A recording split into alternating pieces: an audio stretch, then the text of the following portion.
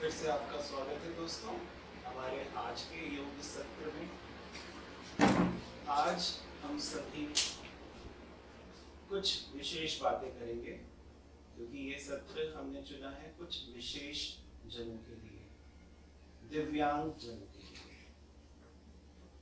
जैसा कि उनका नाम ही अब दे दिया गया है, दिव्यांग जन। दिव्य हैं जो, दिव्य इसलिए क्योंकि जीवन में बहुत सारी कमियों के साथ हैं, फिर भी एक हौसला, एक मुस्कुराहट लेकर चलते हैं और जीवन जीने की कला हमें सिखा जाते हैं। कई बार एक शेर याद आता है कि कौन कहता है किसमें कमी नहीं, कौन कहता है किसमें कमी नहीं, आसमान के पास भी तो जमीन नहीं। तो ऐसा जीवन में कोई भी नहीं जिसमें कोई ना कोई कमी ना हो, लेकिन उन कमियों को भुलाकर जब हम आगे बढ़ते हैं उसी का नाम जिंदगी है।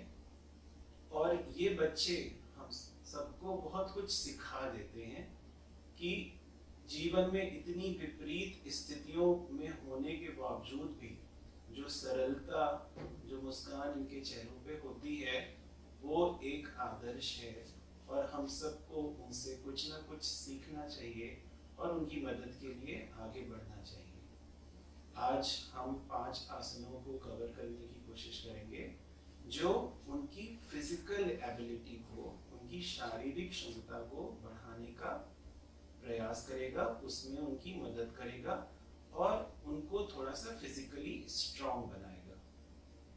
इस श्रृंखला में पहला आसन जो हम करेंगे वो है ताड़ आसन। ताड़ आसन जैसा कि नाम से ही पता चल रहा है, ताड़ का पेड़ जैसे लंबा सा ऊंचा सा होता है, उसी तरह इस आसन की भी जो पोस्चर बन के आती है फाइनल, वो एक पेड़ नुमा होती है, वृक्ष जैसी होती है। और ये आसन उन बच्चों को जो दिव्यांग जन हैं उनके लिए फिजिकली उनको स्ट्रॉन्ग करता है, उनके पैरों को मजबूती देता है, उनकी स्पाइन में ब्लड सर्कुलेशन को बढ़ाकर उनके हाथों की स्ट्रेचिंग बढ़ाता है।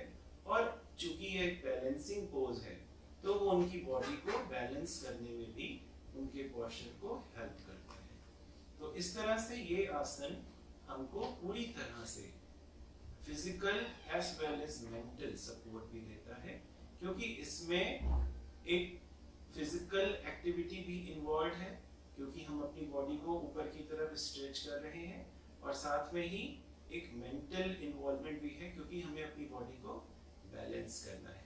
तो आइए हम करते हैं ताड़ासन। ताड़ासन करने के लिए पहले हम सीधे खड़े हो जाते हैं।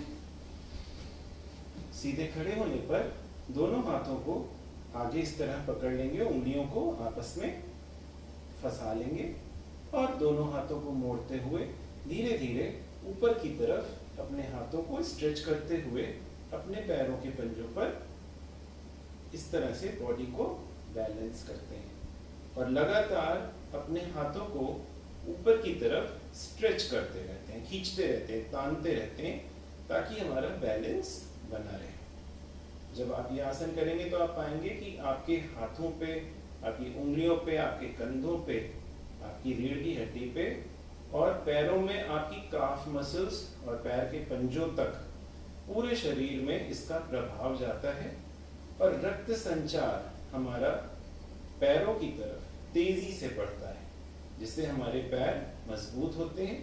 चूंकि इसको हम बैलेंस कर रहे हैं अपनी बॉडी को पंजों पर, तो इस तरह से हमारे ब्रेन का इन्वॉल्वमेंट भी है इसमें, क्योंकि हमारी बॉडी को ये बैलेंस करने में मदद करता है। सांस लेते हुए हाथों को ऊपर इस तरह उठाया और अपनी बॉडी को बैलेंस किया। इसमें रुकने की अवधि 10 गिनती तक या लगभग 10 से 15 सेकंड के लिए आप ऊपर रुके और फिर सांस छोड़ते हुए धीरे से नीचे आ जाए। इस तरह से ये ताड़ आसन किया जाता है। क्योंकि हमारे ये बच्चे हैं दिव्यांगजन, जो दिव्यांग बच्चे हैं उनके लिए ये एक और फायदा का आसन है, क्योंकि ये उनकी हाइट को, उनकी लंबाई को बढ़ाने में भी मदद करता है और साथ ही साथ पूरे शरीर में ब्लड सर्कुलेशन को, रक्त संचार को बढ़ाता है। इस तरह से ये एक बार फिर से देखिए कि दोनों हाथों को फंसा के ऊपर की तरफ गए सांस लेते हुए और पैर के पंजों पर अपनी बॉडी को रोका और बैलेंस किया। लगातार हाथों को ऊपर की तरफ स्ट्रेच किया। मेंटेन करेंगे इस पोस्चर को लगभग 10 से 15 सेकंड के लिए और फिर सांस छोड़ते हुए नीचे आ जाएंगे। इस तरह से ये होता है ताड़ासन। ताड़ासन के बाद हम अगला आसन जो करेंगे वो है त्रिकोण आसन। त्रिकोण आसन जैसे नाम बताता है कि त्रिकोण जैसा पोज हमारा, ट्रायंगुलर पोज हमारी बॉडी का बन जाता है। त्रिकोण आसन की क्या विशेषता है? त्रिकोण आसन का एक खास असर हमारे शरीर पर आता है कि जब हम त्रिकोण आसन करते हैं दाहिनी और बाईं साइड से बारी बारी, तो एक बार जब आप दाहिनी साइड में करते हैं तो आपकी डिसेंडिंग कोलन में, डिसेंडिंग कोलन ये हमारे शरीर में जो कोलन है वो हमारी इंटेस्टाइन 3 भाग में होती है, एक असेंडिंग कोलन, फिर ट्रांसवर्स कोलन और फिर डिसेंडिंग कोलन। इस तरह से तो जब आप दाहिनी तरफ झुकेंगे, जैसे अभी आपको आसन करके बताया जाएगा, तो आपकी डिसेंडिंग कोलन की तरफ एक स्ट्रेच आता है, खिंचाव आता है, और जब आप बाईं तरफ झुकते हैं तो आपकी असेंडिंग कोलन पे खिंचाव आता है। तो ये हमारे पेट से संबंधित विकारों को दूर करने में भी मदद करती है, जो शारीरिक फिजिकल एबिलिटी तो बढ़ाती ही है, स्ट्रेचिंग बढ़ाती है हमारी बॉडी की, उसके साथ साथ हमारे पेट से संबंधित हमारे कॉन्स्टिपेशन, लोगों को, उन बच्चों में देखा गया है कि बहुत सारे बच्चे होते हैं जिनका पेट ठीक तरह से साफ नहीं होता, कॉन्स्टिपेशन की शिकायत रहती है। तो उन बच्चों को आप ये आसन जब कराएंगे तो धीरे धीरे उनके पेट की समस्याओं को भी हल करेगा। और जब एक बार पेट कहा जाता है हर बीमारी की जड़ है। अगर पेट आपका सही रहता है तो आप सही रहते हैं। तो अगर पेट उनका ठीक होने लगेगा तो उनकी बाकी जो जीवन के चैलेंजेस हैं उनको भी कवर अप करने में उनको सहायता मिलती है। तो अब देखेंगे त्रिकोण आसन कैसे करते हैं। त्रिकोण आसन करने के लिए दोनों पैरों को पहले थोड़ा सा फैला लेते हैं। इस तरह से फैलाया, बारी बारी दाहिने और बाईं साइड से होता है। पहले हम दाहिने साइड से देखेंगे तो दाहिने पंजे को ऐसे मोड़ लिया, हाथों को सीधा किया और फिर दाहिनी तरफ ऐसे झुके। ऐसे झुकते हुए आपकी बॉडी बैलेंस रखते हुए जहां तक भी आप जा पाए वहां तक आप जाते हैं। अगर आपका हाथ यहाँ तक पहुंच रहा है शुरुआत में तो यहीं तक रखेंगे, और जिसका जितना नीचे जा पाए वो नीचे जाएगा और इस फाइनल पोजीशन में आप रुकेंगे। जब आप इस फाइनल पोजीशन में आते हैं तो आपको पूरा खिंचाव जो है वो बाईं साइड में आता है। बाईं साइड के अंगों में, आपके हाथों पे, आपके बाएं कंधे पे, अभी आपको बताया आपकी डिसेंडिंग कोलन में, और पैरों की तरफ आपकी दाहिनी साइड में इसका खिंचाव आता है। तो दाहिने पैर में और बाएं साइड में, इस तरफ की साइड में आपका पूरा रक्त संचार बढ़ता है, और आपके जब रक्त संचार बढ़ता है तो हमारे शरीर के टॉक्सिन्स निकलते हैं और वहाँ पे एक फ्रेश सप्लाई ऑफ ब्लड होता है जो हमको, हमारे शरीर को मजबूत बनाने में हेल्प करता है। इसी तरह इसको अब बाईं तरफ से करेंगे। बाएं पंजे को मोड़ा, दाहिना सीधा कर लिया, दोनों हाथ सीधे किए और बाईं साइड में झुके। इस तरह झुकते हुए नीचे तक जाएंगे और जिस पोजीशन तक भी आपका हाथ पहुंचे वहां तक जाके रुक जाएंगे। इस तरह से रुक के अपनी बॉडी का बैलेंस बनाने की कोशिश करेंगे। लगभग वही 10 से 15 सेकंड या फिर अपने मन में 10 गिनती गिनते हुए इस पोजीशन में रुकेंगे। वापस आ जाते हैं और फिर ऐसे सीधा खड़े हो जाएंगे।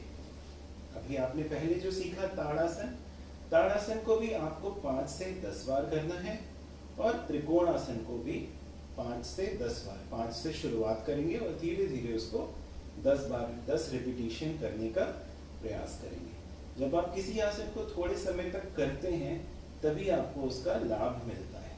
इसलिए कोई भी चीज जब नई शुरुआत होती है तो शुरुआत में हो सकता है थोड़ा सा स्ट्रेच आए, थोड़ा सा साइड्स में आपको पेन हो, ऐसा भी संभव है, लेकिन उससे परेशान नहीं होंगे, क्योंकि कोई भी जब मसल्स पहले यूज होती हैं तो उसमें थोड़ी सी स्ट्रेचिंग होती है, थोड़ा सा खिंचाव आने से कभी कभी दर्द भी होता है। तो उससे परेशान नहीं होना है। विद रेगुलर प्रैक्टिस हमारी वो मसल्स फिर से नॉर्मल हो जाती हैं और वो उस प्रेशर को सहने लायक बन जाती हैं और फिर वो दर्द भी 2 से 3 दिन में ख़त्म हो जाता है। तो ये दोनों आसन आपको 5 से 10 बार करने हैं। इसके बाद जो हम तीसरा आसन करने वाले हैं वो है उत्कट आसन। उत्कट आसन में अगर आप उत्कट आसन जैसे, वैसे तो सुनने में थोड़ा कठिन क्लिष्ट शब्द है, लेकिन इसको याद करने का एक आसान तरीका है। उत्कट आसन को आप कह सकते हैं चेयर पोज। एक चेयर पे जब बैठने पर हमारे शरीर का जो पोज बनता है, जो आकार बनता है, वैसी ही आकृति कुछ उत्कट आसन में भी होती है। उत्कट आसन को करने से क्या लाभ होते हैं? इस आसन का सबसे बड़ा लाभ ये होता है कि हमारे पैर, हमारी काफ मसल्स, हमारे घुटने और हमारी थाइज, जंघाओं पे सबसे ज़्यादा प्रभाव पड़ता है और वहाँ पे ब्लड सर्कुलेशन बहुत तेज़ी से बढ़ता है, जिससे सबसे ज़्यादा पैरों की मजबूती हमारी बढ़ जाती है। साथ ही साथ ये एक स्पाइनल पोज भी है, क्योंकि इसमें आपकी स्पाइन इरेक्ट, सीधी रहती है, तो ये स्पाइन को भी आपकी सीधा बनाता है। जो लाउंज होता है, जो कमर में टेढ़ापन आ जाता है कभी कभी बच्चों में, उनको भी ये दूर करता है। भाई देखिए उत्कट आसन कैसे करेंगे। उत्कट आसन करने के लिए दोनों हाथों को ऊपर उठा के ऐसे रोक लेना है और धीरे से ऐसे इस पोज में आ जाएंगे जैसे हम चेयर पे बैठे हुए। अब इस चेयर पोज में आ गए। अब इसी पोजीशन में 5 से 10 गिनती तक शुरुआत में रुकेंगे। जब आप इस पोजीशन में आएंगे तो आप देखेंगे कि थोड़ा सा पैरों में, घुटनों में आपको एक कंपन जैसा महसूस होगा। शुरुआत में मैंने इसीलिए इस आसन को 5 से 10 सेकंड के लिए कहा, क्योंकि 5 सेकंड भी रुकना शुरुआत में बच्चों के लिए मुश्किल, आदत नहीं होती है। हम नॉर्मली अपना वजन उठाते हैं, दिन भर चलते हैं, पता नहीं चलता, लेकिन इस आसन में खास तौर पर हमारा पूरा वजन स्टेबलाइज होके एकदम से हमारे पैरों पर और घुटनों पर आ जाता है। तो चूंकि शरीर का वजन एकदम से पड़ता है और जिसका भी जितना वजन है उसके हिसाब से उसको वो वजन महसूस होता है। तो अपना वजन का खुद ही पता चलता है कि हमारा वजन कितना है। सांस रोककर धीरे से नीचे ऐसे बैठे, इस पोजीशन में आए और इसी पोजीशन में रुके रहेंगे। शुरुआत में जितना आपकी बॉडी अलाउ करे, जितना उन बच्चों की बॉडी अलाउ करे, अगर वो 2 या 3 सेकंड में ही वापस आ जाते हैं कोई बात नहीं। धीरे धीरे प्रैक्टिस करते करते उनकी बॉडी हैबिचुअल हो जाती है और फिर वो आसानी से इस पोजीशन में रुक पाते हैं और अपना पोस्चर मेंटेन कर पाते हैं।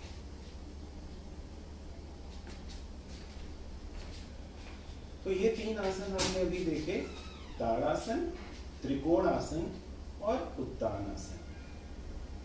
तीनों ही आसन जब आप खुद से प्रैक्टिस करेंगे तो आप पाएंगे कि तीनों में ही पैरों की मसल का बहुत ज़्यादा इन्वॉल्वमेंट है। तो इन आसनों का सबसे अधिक प्रभाव हमारे पैरों की मसल्स पे आता है, पैरों की मजबूती को बढ़ाता है। तो इसमें आपको करने पर खुद एक एहसास होगा कि वाकई में इसको करने से हमारे पैरों में, स्पेशली पैरों की काफ मसल्स और थाइज में हमारे ब्लड सर्कुलेशन बढ़ता है और विद प्रैक्टिस आप देखेंगे कि धीरे धीरे आपके पैर, और अगर आप दिव्यांगजन बच्चों को कराते हैं तो उन बच्चों के पैर भी बेहद मजबूत हो जाएंगे और जो उनकी चलने में अगर डिसेबिलिटी कुछ होती है तो उसको दूर करने में ये आसन बहुत ही कारगर होते हैं। अब हम जो अगला आसन करेंगे वो है उत्तान आसन, उत्कट आसन। उत्कट आसन करने का तरीका ऐसे है कि आप दोनों पैरों को मिलाकर खड़े हो जाएं और अपने हाथों को ऊपर उठाइए। सांस लेते हुए दोनों हाथ ऊपर उठाएंगे और सांस छोड़ते हुए धीरे धीरे आगे झुकेंगे और अपनी पूरी बॉडी को आगे झुकाते हुए अपने सर को घुटनों तक या जहां तक भी शुरुआत में आपकी बॉडी अलाउ करे वहां तक ले जाएंगे।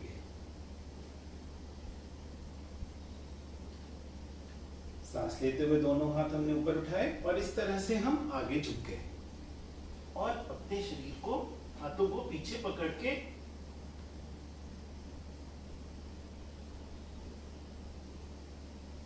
अपने सर को घुटनों तक ले जाने की कोशिश करिए। इस एंगल से देखिए तो थोड़ा शायद ज्यादा क्लियर होगा कि दोनों हाथ सांस लेते हुए ऊपर उठाए, सांस छोड़ते हुए आगे झुके, नीचे अपने पैरों तक गए और फिर दोनों पैरों के पीछे में अपना हाथ पकड़ लिए और अपने घुटने तक सर को ले जाने की ऐसे कोशिश करेंगे।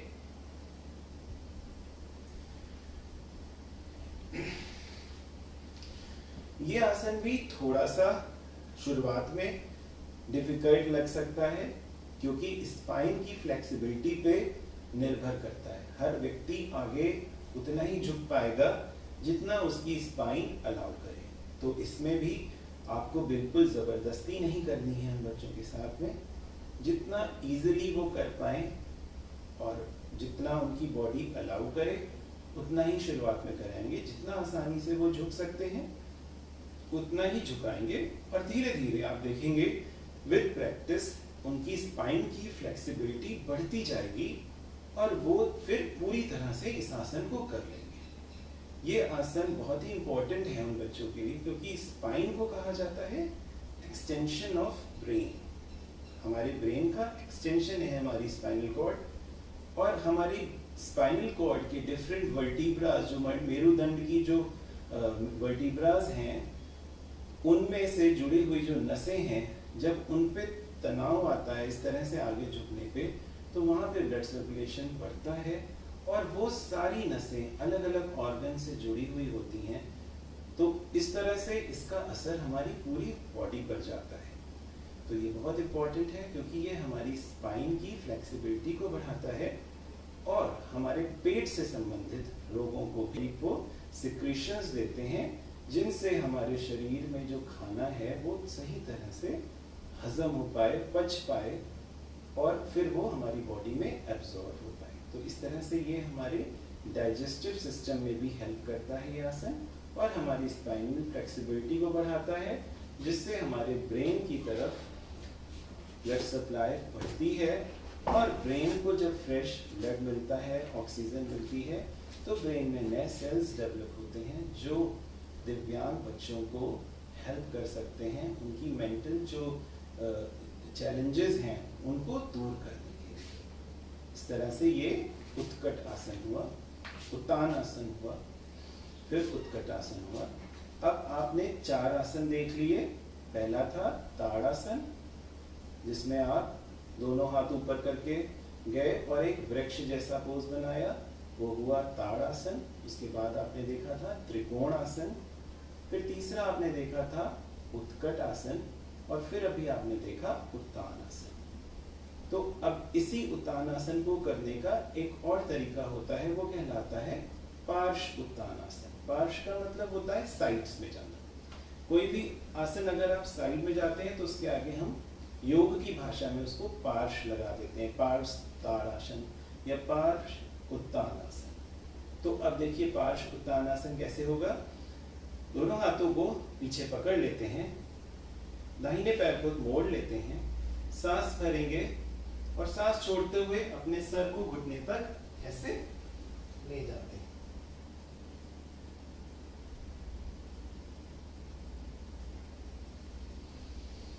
सांस लेते हुए ऊपर आ जाते हैं।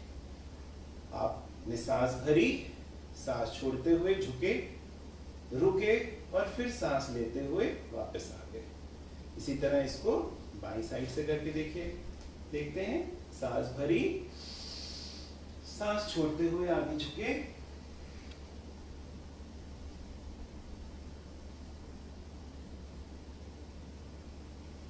और फिर सांस लेते हुए वापस आ गए।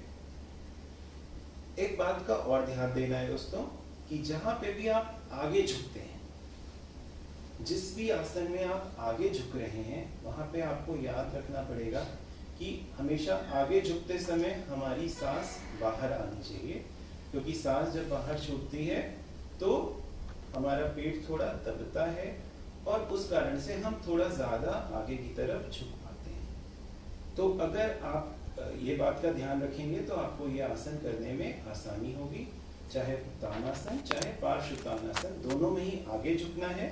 तो आगे झुकने के कारण आपको हमेशा सांस छोड़ते हुए आगे झुकना है और फिर सांस रोककर रुकना है और सांस लेते हुए ऊपर वापस आएंगे। एक बार फिर से आप देख लें पार्श्वोत्थानासन किस तरह होगा।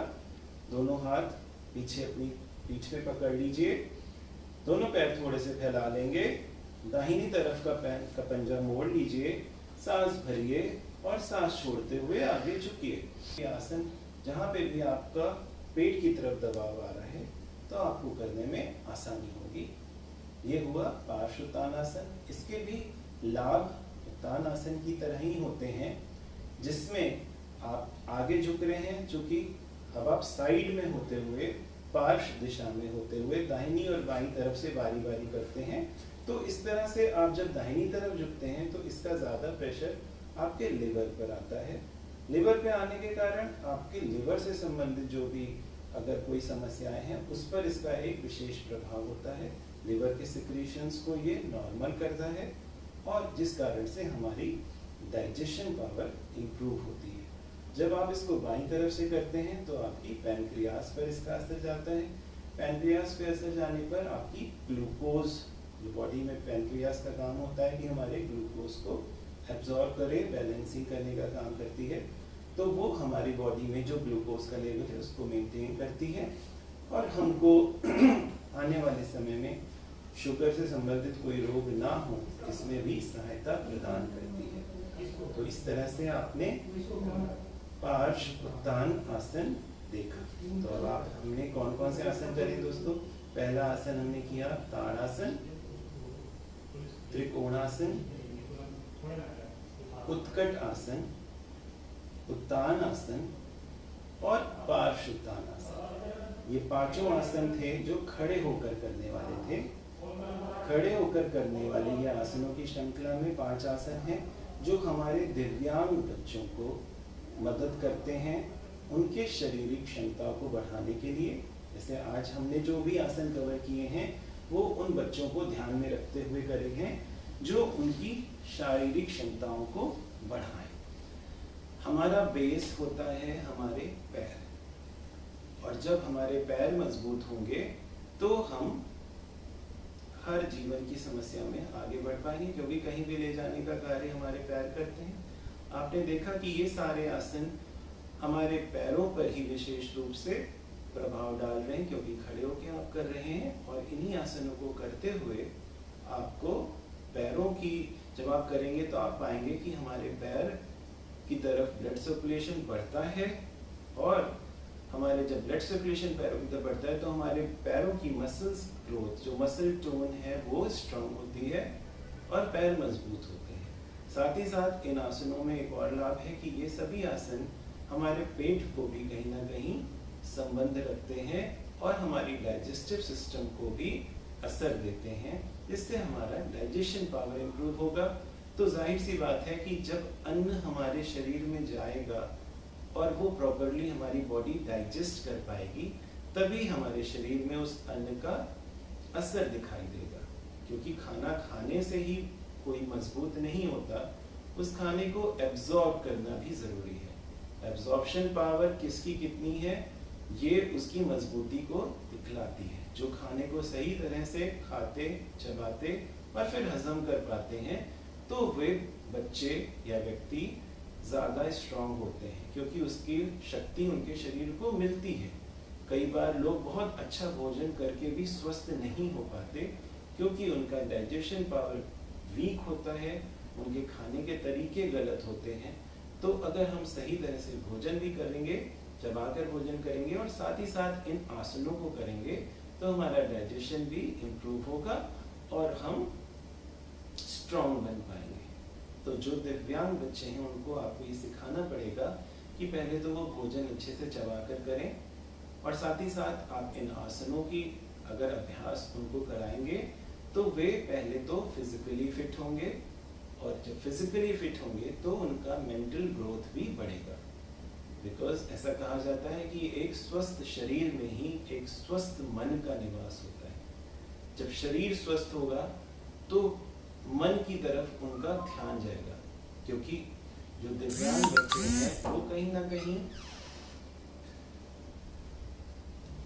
शारीरिक रूप से भी कमज़ोर होते हैं।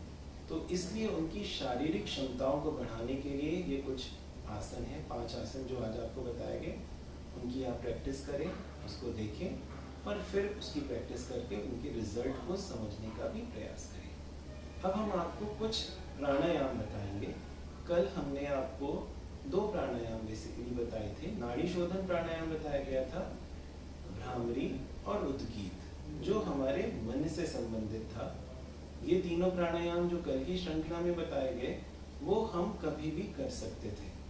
उसमें खाने का या पेट भरे होने का कोई ज़रूरत नहीं होती थी, वो कभी भी किए जा सकते थे। लेकिन आज जो आसन हम करेंगे, आज जो प्राणायाम हम करेंगे, उनमें हमको ध्यान देना है कि आसन और प्राणायाम दोनों ही करने से पहले हमारा भोजन या तो 3 घंटे पहले हुआ हो, या अगर आप सुबह कर लेंगे तो वो सबसे अच्छा रहेगा, क्योंकि सुबह के समय आपका पेट भी हल्का रहता है, आप फ्रेश होते हैं, तो उस वक्त जो आसन किया जाता है उसका प्रभाव हमारे शरीर पर पूरी तरह से सकारात्मक होता है और उस वक्त सही ढंग से शरीर उसको एक्सेप्ट कर लेता है। अब दोस्तों, हमारे शरीर में भगवान के द्वारा दी गई एक बायोलॉजिकल क्लॉक है, एक घड़ी है जो हमारे शरीर में भी फिट है, जिसकी जानकारी कम लोगों को होती है। जैसा आपने पहले देखा होगा कि हमारे जो दादा परदादा पिताजी के ज़माने में जो लोग थे वो जल्दी उठते थे। सुबह ब्रह्म मुहूर्त में उठने के लिए कहा जाता है, सूर्य निकलने से पहले उठने के लिए कहा जाता है। ऐसा इसलिए क्यों कहते हैं? क्योंकि हमारी लंग्स का, हमारे फेफड़ों का जो समय भगवान ने दिया है वो है सुबह 3 से 5 का समय। सुबह 3 से 5 अगर आप अपनी लंग्स को कुछ काम देते हैं तो वो उस काम को पूरी अच्छी तरह से एफिशिएंटली करता है। इसीलिए कहा जाता है कि सुबह जल्दी उठो, सैर करो, प्राणायाम करो, क्योंकि प्राणायाम करते हैं तो सांसों की क्रियाएं करते हैं और सांसों की क्रिया में लंग्स का इन्वॉल्वमेंट होता है। इसलिए हम उन क्रियाओं को अगर सही समय पर करते हैं तो वो हमारे लंग्स पे पूरा पॉजिटिव इफेक्ट देती हैं और हमको उसका पूरा फायदा भी मिल पाता है। तो अगर आप सुबह उठते हैं और ये प्राणायाम करते हैं जो अभी आपको बताए जाएंगे, तो आपको बहुत सारे विशेष लाभ होंगे। इसमें आज हम आपको पहले बताने वाले हैं भस्त्रिका प्राणायाम।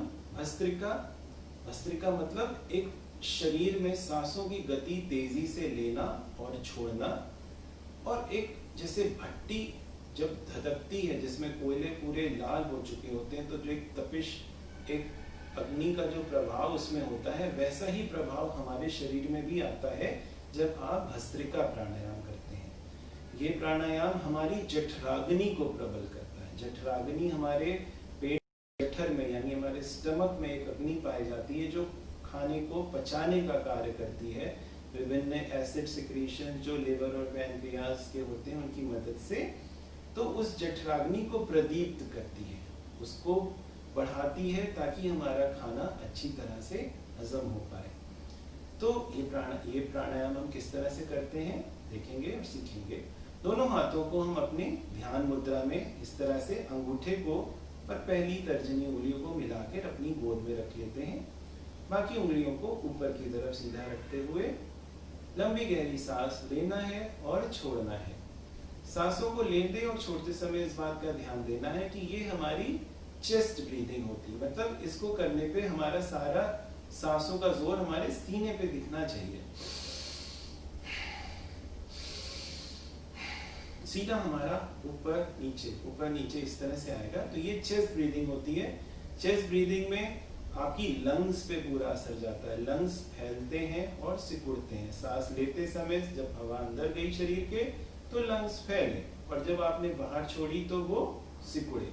तो यही मूवमेंट जब लंग्स का प्रॉपर होता है तो वो हमारी बॉडी में एक्सचेंज ऑफ गैसेस को कराता है, यानी ऑक्सीजन को हमारी बॉडी में रोकता है और कार्बन डाइऑक्साइड को बाहर निकालता है।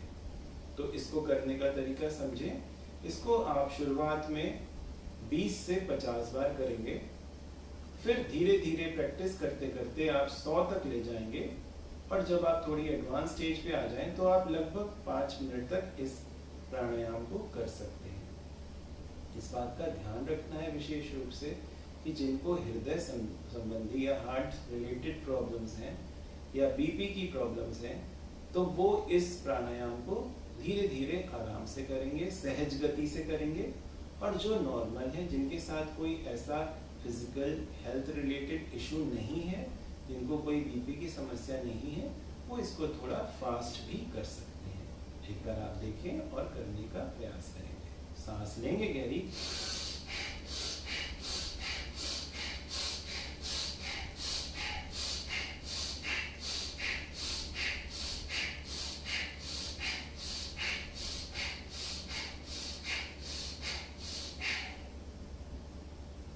ये हमने 20 बार भस्त्रिका किया। जब आप भस्त्रिका करेंगे तो आप अपने शरीर में पाएंगे कि एक नई ऊर्जा का अनुभव होता है, जैसे शरीर को कुछ मिला है। मिला क्या है? हमें ऑक्सीजन की एक नई फ्रेश सप्लाई शरीर को मिल गई। क्योंकि आमतौर पर हम सारे समय जो सांस लेते हैं वो बहुत ही धीमी होती है और गहरी नहीं होती। वो उतनी ही जो सांस हम लेते हैं वही सांस वापस छोड़ देते हैं। तो बॉडी को ऑक्सीजन की जो मात्रा मिलनी चाहिए वो अब बहुत कम हो गई है। शरीर में ऑक्सीजन की कमी होने लगी है और ये एक बहुत बड़ा कारण है जो हमारे शरीर में इतनी समस्याएं सबके शरीरों में बढ़ती जा रही हैं। एक केवल प्राणायाम करके आप अपनी बहुत सारी फिजिकल चैलेंजेस को रोक सकते हैं और अपने आप को स्वस्थ बना सकते हैं। अब ये भस्त्रिका करने का एक तरीका हुआ कि आपने सिंपल बैठे हैं, आप इस तरह से वज्रासन में भी बैठ सकते हैं। जिनको वज्रासन में बैठने में अगर तकलीफ हो तो वो सुखासन में या सिंपल अलती पलती लगा के सिद्धासन में भी बैठ सकते हैं, या अगर जो नीचे बैठने में भी अगर दिक्कत हो तो आप चेयर पे बैठकर भी ये प्राणायाम कर सकते हैं। इसी प्राणायाम को करने की एक विधि और है, उसको कैसे करते हैं वो समझने का प्रयास करिएगा। सांस लेते हुए दोनों हाथों को ऊपर उठाते हैं और मुट्ठी खुली रखते हैं, और सांस छोड़ते हुए मुट्ठी को बांधते हुए ऐसे नीचे लाते हैं, जैसे कोई चीज हम ऊपर से नीचे खींच रहे हैं।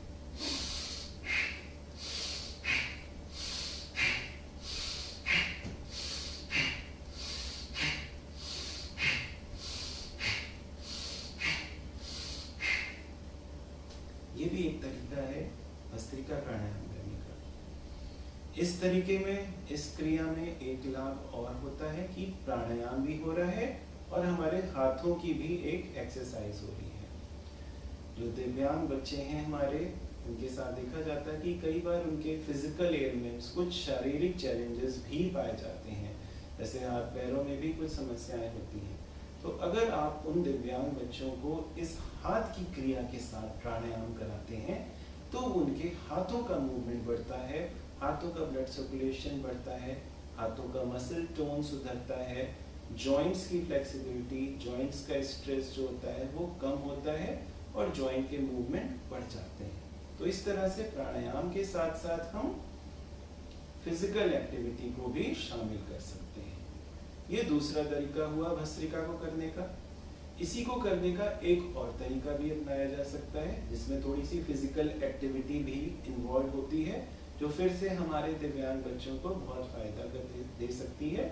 उसका तरीका ऐसा है कि दोनों हाथों की मुट्ठी बनाते हैं और अपने सीने के सामने उनको जोड़कर, मुट्ठी को जोड़कर ऐसे रखते हैं। ऐसे रखने पर आपका पोजीशन कुछ इस तरह बनता है। जो हमारे हाथों का आकार इस वक्त बन जाता है वो हमारी लंग्स के आकार से मैच करता है इस समय। इसमें भी आपको सिंपल सांस लेनी और छोड़नी है जैसे पहली दो क्रियाओं में किया था, लेकिन हाथों के मूवमेंट के साथ में। अभी हाथ हमारा ऐसा है, सांस भरी और सांस छोड़ते समय ऐसे नीचे कर लिया हाथ।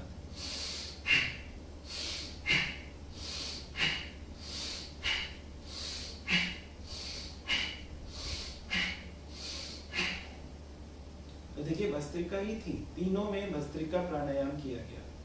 भस्त्रिका प्राणायाम खुद में भी बहुत सरल है क्योंकि सिंपल सांस लेना है, छोड़ना है। लेने छोड़ते समय ध्यान देना है कि हमारा चेस्ट का मूवमेंट इन्वॉल्व हो, हमारी सांसें हमारी चेस्ट को फुलाएं और नीचे ले जाएं। और इसी को जब हम फिजिकल एक्टिविटी के साथ जोड़ा तो उसमें पहली बार में हाथों की ऊपर से नीचे एक्टिविटी आ गई और दूसरी बार में हाथों की साइड की एक्टिविटी आ गई, इस तरह से।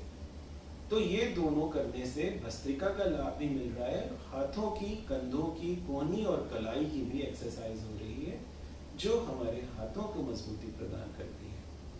तो इस तरह से ये प्राणायाम, भस्त्रिका प्राणायाम आप 3 तरह से कर सकते हैं।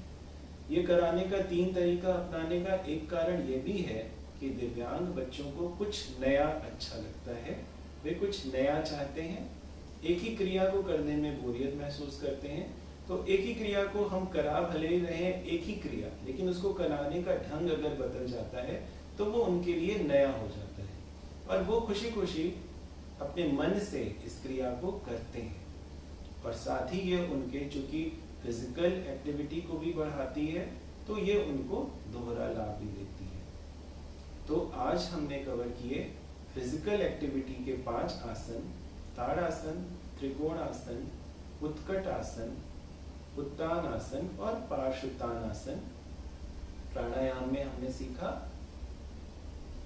प्राणायाम जब हमने किया तो हमने कल आपको प्राणायाम में पहले नाड़ी शोधन प्राणायाम बताया था।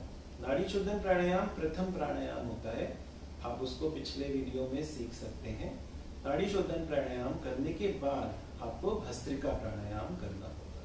प्राणायाम की विधि हमेशा वही रहेगी कि आपको पहले नाड़ी शोधन प्राणायाम करना है ताकि हमारी नासिका अच्छी तरह से खुल जाए और हम सही तरह से सांस ले और छोड़ पाए।